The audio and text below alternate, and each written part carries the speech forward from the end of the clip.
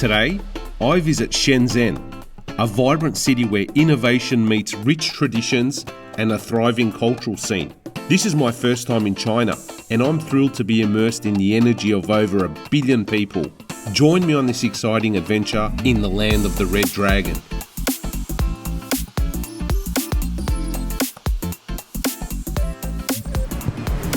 Rightio, so here it is. I will be boarding into cart number 4, which is this one right here. Exciting times. Very slick looking train. Time to board. Be boarding right through there any second now.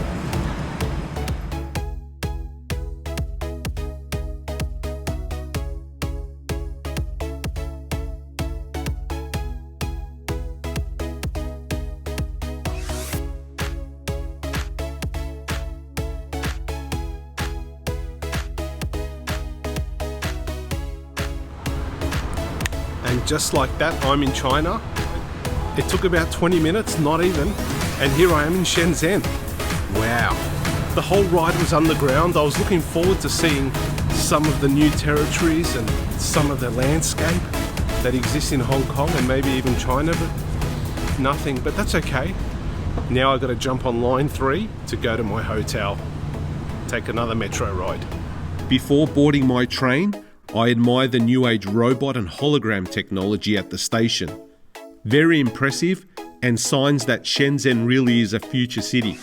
I then make my way to the Lehu district where my hotel and the famous Dongmen Pedestrian Street is. As expected, this place has a great vibe. Okay, I'm here. This is Shenzhen, Dongmen Pedestrian Street. Boy, oh boy, do we have a lot of shops, restaurants, people, clatter. This guy keeps banging that sign. He's selling something and he keeps banging it to get attention. This place is crazy. My hotel's around the corner, so I'm strategically placed here. I walked about 5 minutes from my hotel. It's called the Colors Hotel. And here I am in Shenzhen Pedestrian Street. I'm gonna walk around, see what I can find. I've got no internet, so I'm gonna be challenged in that respect. I've got a few offline maps that I've saved. I've got to find internet. But apart from that, it's not too hard to make your way around. I actually found my apartment or my hotel without any internet, so I'm back to the 90s, which is good. Let's see what else I can find without internet. Maybe that's the challenge today.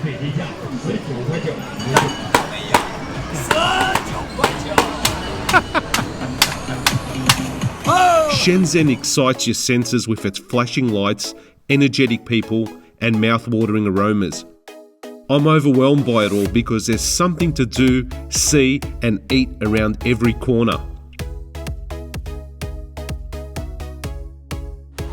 See all these bikes? They're good for the environment. They're e-bikes, electrical bikes. But because the bikes are so silent, people will creep up behind you on the bike and then try and overtake you on the footpath. I nearly got hit about 3-4 times. Word of warning from me here in Shenzhen. Once I mastered how to navigate the traffic, I was drawn into the local street food. Let's see what we can eat. I couldn't resist. Everyone's eating one of these on these big sticks. This is the octopus. I thought I'd give it a go. It was 15 yuan. That's about $3. Not bad.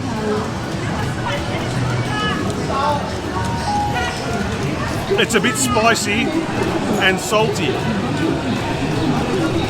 Look how big the stick is. The stick is massive. Next up are the famous Chinese buns. So many varieties and all prepared in a traditional way. I love it.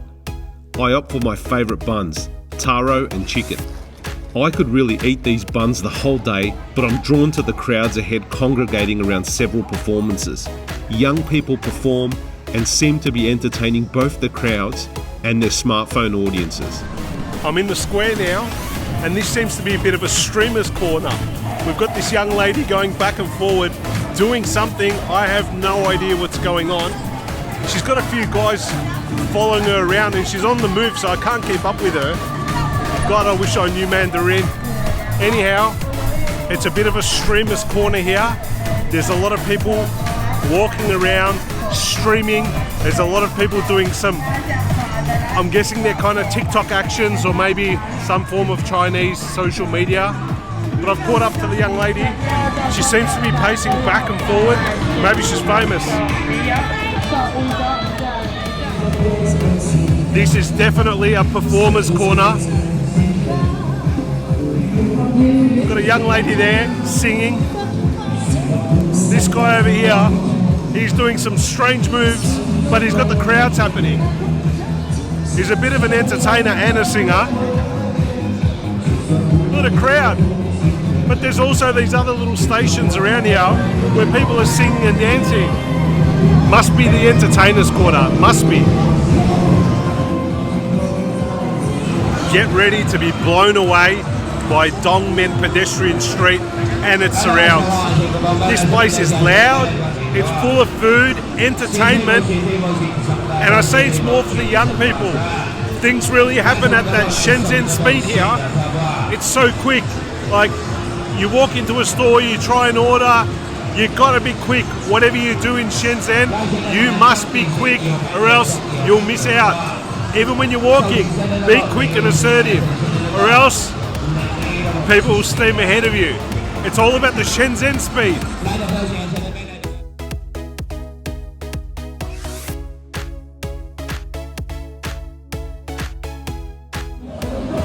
I really wasn't expecting any of this on day one here in Shenzhen. Day one has blown me away. There's so many street performers. This brings a whole new meaning to street performances. Every 100 meters there's a new performance. I can't keep up. I've never seen anything like this.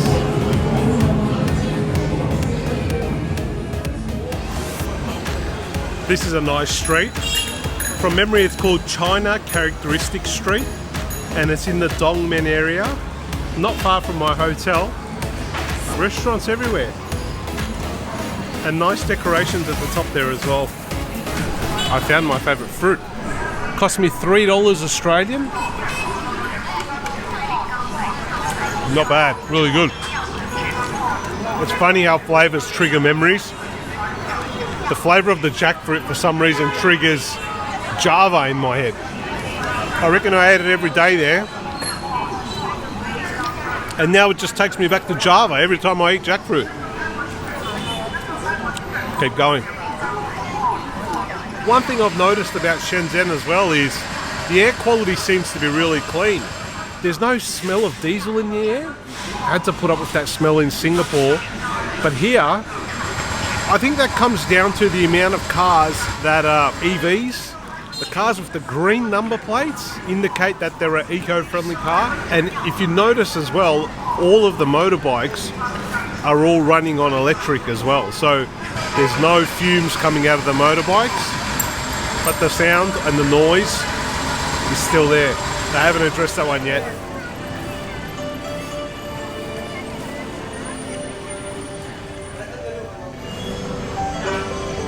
I found an awesome noodle place and I've come inside ready to have some noodles and dumplings. It's called Suzyeonggu. I think I'm pronouncing it right. Shisha, thank you. My noodles have just turned up. Have a look at this. I ordered noodles and dumplings and it's about $11 for both dishes and a glass of Coca-Cola. And I've got this beautiful music playing behind me and I feel like I've drifted away somewhere because it's just, I don't know what this music is. I know it's Chinese music, but it's just one of those songs that take you away and you drift off. Ever since I was a little kid, I always kind of looked at Chinese people like a mysterious group of people that did things very differently to the way, like, you know, the Western families did. And over time, I got to know the Asian culture and the Chinese culture, and now it's just second to none. When you come to China, it's much different. You take your understanding and your knowledge of these people one step further. You understand that it's not just a people, It's a civilization. It's a civilization that's been around for thousands of years, and there's a way of life here that people have been living for thousands of years, maybe beyond that. I don't know. How does one understand a civilization thousands of years old in 5 days? That is the question. Maybe by the food.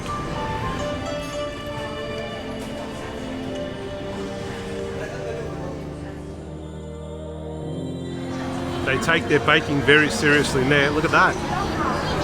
Headgear, masks, aprons, you name it, it's all there. I decide to try a Chinese dessert that originated in nearby Guangdong. It's aromatic with a velvet-like texture that makes it pleasant to eat. I was told that it's made with buffalo milk, egg whites and sugar. I quite enjoyed it because it was light and not too sweet. Time to work off some of these kilos I've gained today eating all this great food. So I head back to the pedestrian street to view the street performances curated for the night time. Being in China is a bit surreal for me. I never thought I'd see the day where I'd be strolling around the Chinese city exploring the culture. It's a magical feeling.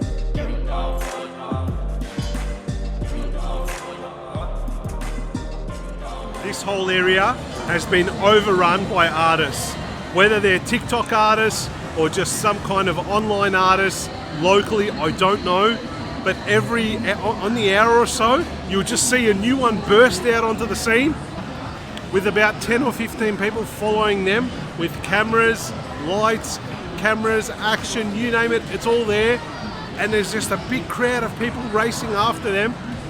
I can't keep up. Shenzhen has brought me to my feet tonight. It's overrun me. Maybe I'm not ready for this yet. On my way home, I noticed some interesting stores. I make time to visit one store in particular that caught my eye. It's a Russian store full of snacks, drinks and gifts. Russian products have become popular in China, and I was curious to see what was on offer. I love looking at the fonts and images used to market different foods, and I always find it fascinating to see what type of products are available in other countries. I buy some interesting snacks for my hotel room, and I think I'm done for today. Thanks for joining me on my first day in Shenzhen. It's been an awesome day. Don't forget to like and subscribe to stay up to date with the rest of my Shenzhen tour.